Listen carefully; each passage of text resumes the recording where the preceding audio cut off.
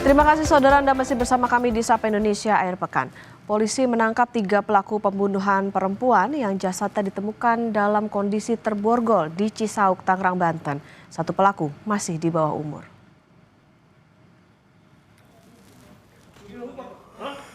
Udah. Ketiga pelaku pembunuhan ditangkap polisi di tempat persembunyiannya di 3 lokasi berbeda, yakni di Tegal, Jawa Tengah, Tangerang, dan Bogor. Ketiganya langsung dibawa ke Polda Metro Jaya untuk diperiksa mengenai motif pembunuhan.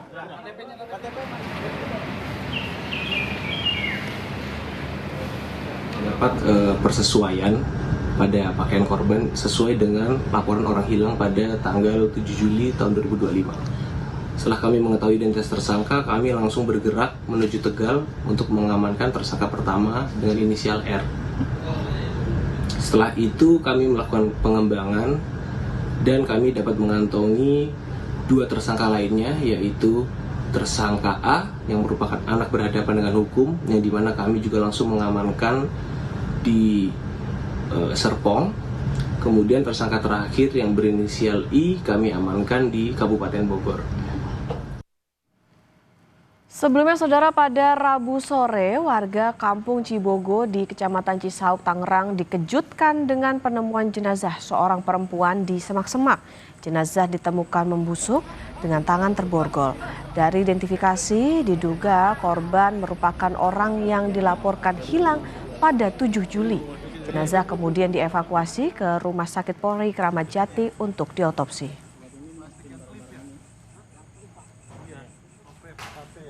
Dan untuk memantau bagaimana proses kasus pembunuhan terhadap wanita yang ditemukan terborgol, kita akan sapa jurnalis Kompas TV, ada Niko Anggriawan dan juga juru kamera Aufa Farid di Polda Metro Jaya.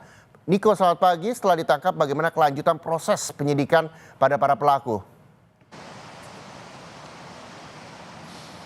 Ya, penyidikan terhadap 3 pelaku yang berinisial RRP, lalu ada berinisial IF dan juga AP saat ini masih dilakukan pendalaman oleh Subdit Resmob Ditreskrimum Polda Metro Jaya.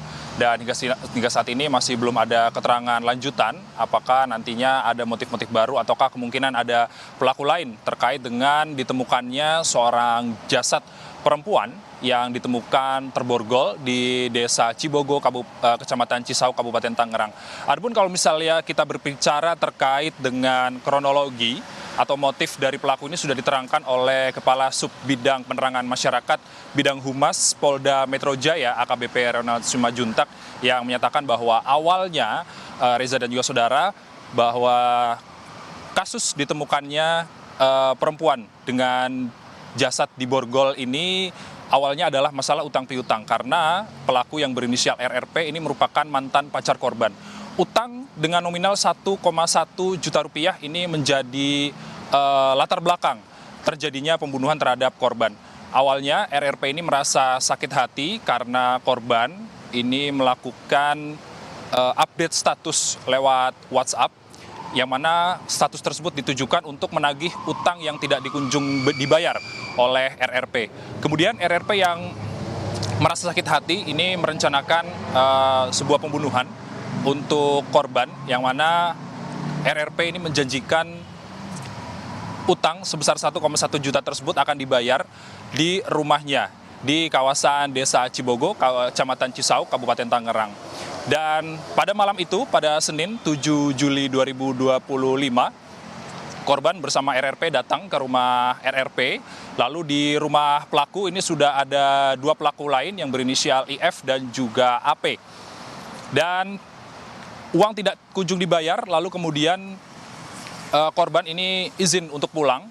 Sebelum mengendarai motor atau sebelum menyalakan motor, kemudian korban ini dia lakukan penganiayaan oleh RRP dan kemudian diborgol.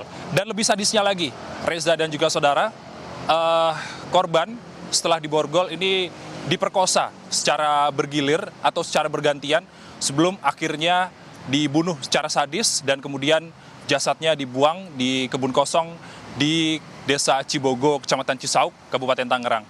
Dan setelah itu awalnya laporan dari warga terkait dengan penemuan jenazah ini dilaporkan oleh seorang warga berinisial MM yang di mana dirinya ini mencium bau tidak sedap di lingkungan rumahnya.